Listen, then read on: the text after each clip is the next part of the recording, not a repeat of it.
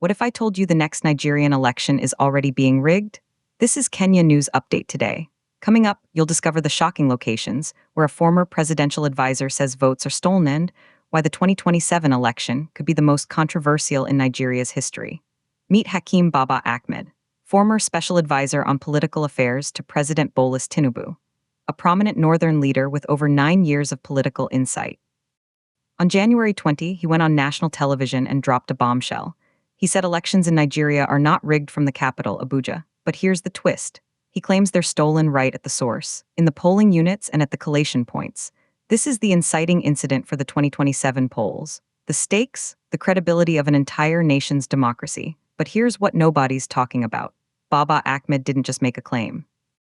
He painted a vivid picture of how it happens. He said, and I quote, "We've got all these politicians, and these politicians have all the money, and all the money will buy you all the votes." Imagine that scene, election day, the smell of dust and anticipation in the air, voters lining up. And then the alleged manipulation begins not in some faraway office but right there in the field. And then something shocking happened.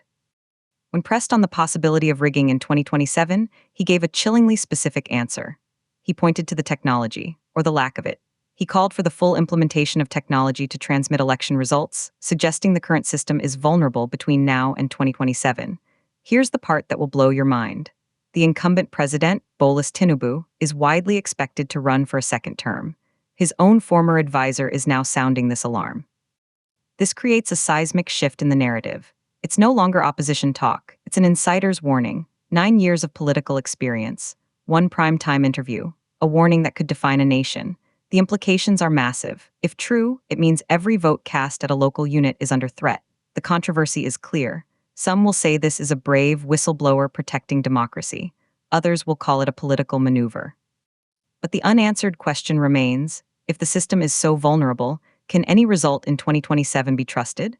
This brings us back to our hook. The next election might already be compromised. Do you think insider warnings like this strengthen or weaken democracy? Drop your take in the comments. Subscribe to Kenya News Update today for more breaking political news from across Africa.